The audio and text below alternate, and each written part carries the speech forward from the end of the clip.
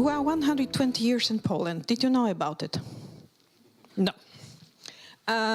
We are nearly 150 years worldwide presence of Ericsson. Did you know about it? Okay, so no problem. I will take you very shortly through this story. Did you know that we don't produce mobile phones? Okay, we don't.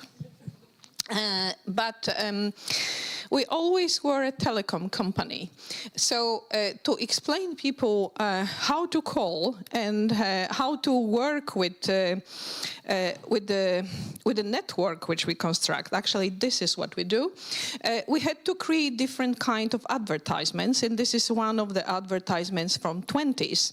How, thanks to the telephone, of course on a cable, you can communicate. Because nobody cares about network. Who cares? Call and you should be connected. You call about the design of your telephone and you care about the telephone as such, but you don't care about the network, which is fine. So, talking about our anniversary in Poland, we have two entities in Poland. And one entity, it is Polska Akcyjna Spółka Telefoniczna. This is partly owned by the Ericsson. Seventh of the ownership was Ericsson, and 3/4 was owned by the state of Poland, and that was the operator. And Poland, which was after the partition of Poland, after 100 years, was re-established in 1918. And in 1924, we had this finally this company established. And just talking about our archives and our special maybe approach to archives, I can tell you that it is not a problem that we are Eastern Bloc, but this is the problem of Central European location. Because we are a field of battles, we are a field of wars. And in our case, especially, which I will show you, that is the problem mainly of the invasion of Germans in the Second World War, when Warsaw was completely destroyed. 80% of Warsaw was destroyed, and our archives, as you can imagine, were also destroyed. And that has impacted our story as well. So you can see here the building on the, here on this side. There are two buildings which were the first one where the Ericsson switchboard was located. So that was this one, and another one, it was in 1904, and that one in 1909. As you can imagine, it was very quickly when Warsaw found out that need more connections and more network. And those buildings were the first one in this area. First one was made of stone facade, which was unique in Poland. And the second one was the tallest civic building in Europe at the time. So that is, something what you can be proud of. And of course, then during the Second World War, it was destroyed, but survived. And I will tell you why. Another company which Ericsson established was a manufacturing company, and we commemorate this year, this 100th anniversary. Again, it was not because of the communist bloc, it was because of the Russian Revolution. Because Ericsson had its company and its factory in St. Petersburg. And of course, after the revolution, it was not possible to produce anymore in St. Petersburg. So Ericsson started to look for new locations. One of them was Estonia, another one was Poland. And that's why when you will go through the rail track, please pay attention at Ericsson building, which is still at Aleje Ujazdowskie, which was made by one of the famous Polish architect. His name is Lalewicz. And on the back side, you will see our workshops. And look at this small E. For those who are from Poland, this E looks like Iwedel. Yeah? Yeah, that's you know, company which we know it's you know, Polish company which made sweets. And that was a typical, you know, kind of starting logo at the time, but it is Ericsson, stands for Ericsson. This is also one of the things which remained nowadays in Poland. But what we do now? So we are a company which has over 2,000 employees in Poland. We are located Warsaw, Łódź, and Kraków. A lot of R&D people. Most of them are, of course, engineers. As Ericsson, we are very much engineering oriented. And because Lars Magnus Ericsson, when he established his company, he was an engineer. He was not, you know, trade maker. He needed others to help him, like Södergren, for example. But Ericsson, as an engineer, it's still the same spirit nowadays, which we suffer. Maybe suffer, but we have advantage, let's put it this way. It means that we have engineers, which we are used to say, well, who cares about history? Engineers cares about the future, cares about software development, about things which are modern, because we are a modern company. We are doing 6G right now. So who cares about the past? Not true. I can tell you. They are a really great audience, but you have to know how to approach them. So this is, you know, what we do, and that's what our customers are in Poland. But right now I have more than 2,000 ambassadors. So this is a great advantage for me. Sources. I know that I am at the archive conference, so just let you know what are the sources of our information. So those are national archives, which are open right now, and very much a lot from Darwińska Historia. This is another story which I'll tell you about because it's really great. And archives of architecture in Stockholm. And what we have a lot, there are stories from people and actually ladies. This is my another lesson, that history is conveyed by ladies. You know that from all those telephone switchboard ladies and all those engineers which were used to work at Ericsson before the Second World War, only daughters of those ladies have shown up to talk about the work of their parents. Not sons, not daughters of engineers, but daughters of switchboard ladies. So that this has a lot to, it's very important why. Let me show you the movie, very short one.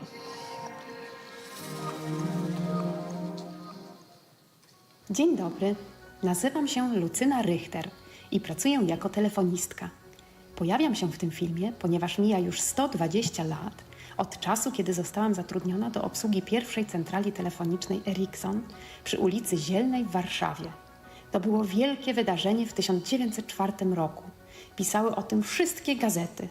Byłam jedną z ponad 170 zatrudnionych panien i tak jak moje koleżanki, mówią po polsku, francusku i rosyjsku. Nasza praca jest bardzo wymagająca. Nie było łatwo ją dostać. Pracy dla kobiet z dobrego domu po prostu w owych czasach nie było. Mówiło się, że praca dla Ericssona jest prestiżowa. I tak było. Dla wielu z nas był to awans społeczny. Po raz pierwszy zapewniono kobietom bezpieczeństwo socjalne i standardy pracy nieznane dotąd nad Wisłą. Ja dzisiaj łączę się z Państwem za pomocą nowej technologii opartej na sztucznej inteligencji. W 1904 roku nie znałam pojęcia sztuczna inteligencja, ale może moja koleżanka z przyszłości zna to pojęcie i może coś o tym powiedzieć. Dzień dobry, nazywam się Jagoda Niżnik i miło mi Cię poznać, Lucyno. Pracuję w firmie Ericsson jako line manager oraz lider rozwoju produktu. Współpracuję z zespołami, które odgrywają kluczową rolę dla utrzymania produktu 5G i jestem jedną z wielu kobiet, które w Ericssonie zajmują stanowiska kierownicze. Tak, masz rację. Wiele się zmieniło. Nasza rozmowa możliwa jest dzięki sztucznej inteligencji. Pracujemy nad tym, co niewidoczne, tym, co niegdyś kryło się w kablach, a dzisiaj w falach radiowych i chmurze. Jednak bez sieci, działającej niegdyś dzięki monterom i telefonistkom, a dzisiaj bez armii inżynierów i programistów, nie bylibyśmy w stanie jako społeczeństwo cieszyć się ze wszystkich dostępnych na rynku usług. Centrala telefoniczna robiła na mieszkańcach stolicy wyjątkowe wrażenie i dla wielu warszawiaków była powodem do dumy z dobrze rozwijającego się miasta. Wszystko przyspieszyło. Rozwój różnego rodzaju firm i możliwości oraz oczywiście rozmów, które my, telefonistki, łączymy. Założyłyśmy własne stowarzyszenie telefonistek, a w centrali telefonicznej znajduje się nasz klubowy salonik. Obecnie wygląda to trochę inaczej. Jesteśmy w pełni niezależne i otrzymujemy ogromne wsparcie. W Ericsson doceniamy różnorodność, która napędza innowacyjność. Działamy na kilku frontach, aby zapewnić wsparcie kobietom w naszej firmie. Wdrażamy programy rozwoju zawodowego, oferujemy mentorowanie i stwarzamy otwarte i wspierające środowisko pracy. Wspieramy kobiety w IT i technologiach. Jesteśmy dumni z tego, że w firmie Ericsson kobiety odgrywają kluczową rolę w projektach, a nasze zaangażowanie i wkład przyczynia się do sukcesu firmy. Jesteśmy drugim co do wielkości centrum R&D w Europie, zatrudniające ponad 2100 pracowników, z czego 21% stanowią kobiety. Nie wiem, czy wiecie, że jako kobiety dostaniemy prawa obywatelskie w Polsce dopiero w 1918 roku. Wszystko, co w tej chwili robimy, jest przygotowaniem do pełnej niezależności kobiet, jaką będziemy mogły osiągnąć dopiero w okresie międzywojennym. Tak, to ważne, że dzięki Waszej działalności swobodnie weszłyśmy w prawa stawania przed sądem, dziedziczenia niezależnie od rodziny, głosowania czy podejmowania pracy. Dzisiaj nawet się nad tym nie zastanawiamy. Dzisiaj każda z nas realizuje się w tysiącu różnych możliwości i nie musimy mieć stowarzyszenia. Same je sobie wybieramy. W Ericsson kobiety zatrudniane są na każdym stanowisku. 120 lat innowacji w Polsce dzięki technologii Ericsson. Razem tworzymy historię, która nie ma końca. Razem budujemy przyszłość, która jest równie fascynująca jak nasza przeszłość. That was a movie which we have made inside the company. We didn't have money for an agency. That was only us who made it. You know, it's everything made by our own. But of course, pictures from the Narvingsas story, living history. So, and Miss Richter was really true. That was a picture we have received from our company. But our colleague is nowadays working there. So the key thing is to connect the past and current days. And then people really start to realize how important it is. It was the beginning. It was only one picture which we had when we were celebrating 100 years of Ericsson in Poland. It was only one picture which we were having. It was a switchboard in 1904. We knew that Ericsson has employed 171 not married ladies. Is it important that not married? Of course it is. Because married ladies were not employed at that time. It was a really huge difference at the market that those ladies from really good families have joined the company, and that was a new way of employing. So you have another story which you can build on that. And thanks to again, Narvingska Living Story Museum, we received a lot of information. You know why? Because one of our colleagues went for holidays to Stockholm and he said, is it really true that you have only one picture? We have the history right now and 100 years, impossible. We can't find anything in archives in Poland. It's really difficult to find anything in a museum. For example, in the Museum, Technical Museum, they asked me when which telephone was produced. So that was our surprise. And when did it happen? When the agreement in Warsaw happened? It was the same agreement like for Moscow. Yes, it was the same agreement signed in Petersburg. Yes. Wow. So it is in the box of St. Petersburg agreement. Wow. And that was the way in this hidden box, but how we have found a lot of material. And that was the way how we have found out so many material, which later on we produced this book. This book, which is right now on the Polish eBay, you can only buy because it was very unique with pictures, because of Warsaw and the way how it was destroyed, we didn't have those pictures. They were for the first time published. So you have another angle of your history, that you are enriching your society with things which were never shown before. This is, for example, those two pictures show big difference. When it was opened, it was the Russian Empire, so it was military place. So that's why on this left-hand side you have one picture. On the other side, when Poland got independence in 1918. But anyway, it has helped to renovate the building, because we didn't have those pictures. And when the building was renovated, it was the time when we also used this picture from the Architecture Museum in Stockholm. And here you have the last director of Ericsson before the Second World War. For me, he looks like a Humphrey Bogart, who arrived completely, smoking with this cigarette, with this head. And he was just on the ruins in Warsaw. But those two buildings survived the Warsaw Uprising, survived the Germans' fire, which was put in Warsaw. Do you know why? Because it was built of concrete. And that's another story which you build. Once you invest properly. That means that something will survive even the war. So that is why it was worth to rebuild those two buildings when everything was destroyed completely. This is near the Palace of Culture. If you'll have a chance to see War Center of Warsaw, you will see those buildings. Another example which we found out, it was those. Actually, this is my favorite picture, because here you see how project management works right now. There are a few guys downstairs, and then down in the digging, and then you have all others who are watching. And I'm curious. I think this in the head smoking. I think he's a responsible engineer, very nervous. And then the one which is in the cylinder. I think he's a visitor from Sweden, checking if everything goes okay.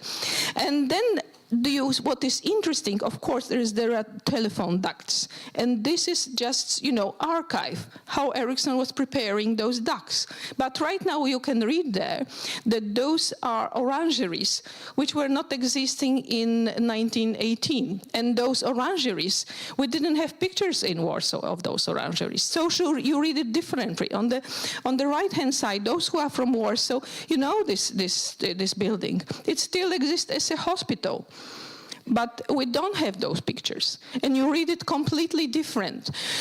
Photographs, how Ericsson was changing the Bell network of 500 telephones and putting into those ducts. It was really this picture, which is showing the Herse big store tenement house, big storehouse. That was this in the background. Herse was not existing in 1918, but it was very famous in all our literature. So you read those pictures completely different way as those pictures which are just to commemorate, of course, the technical achievement. But who cares about technical achievement now? Nobody. But how are they dressed? The way how the advertisement are written behind this public, it's in Russian. It means that was before the First World War. But look at heads of the student, of the clerk, the most probably, and also the Jewish person, traditional, look like. All of that does not exist in Poland anymore. The next one is from 20s. You know how I found it out? Not from technical equipment, from his shoes. So how we collect this information? Of course, we collect it through the individual interviews. And that is, still going on. We receive a lot of individual archives as well, and that is, something really great, because we will never had such a kind of information. We will never. That was the same from Häggberg from Sweden. We receive it. We receive it also from individuals, those ladies which I told you about. And one of that one, Kazimiera Grossman, was a person who is recommending. Is a recommendation letter. It's another story, great story, which you can build, the nice storytelling, how the recommendation letter was looking like in 20s. And what we use it also for all other things, exhibitions which we organize with the City Hall, and all in our flyers and publications. It is also in the media.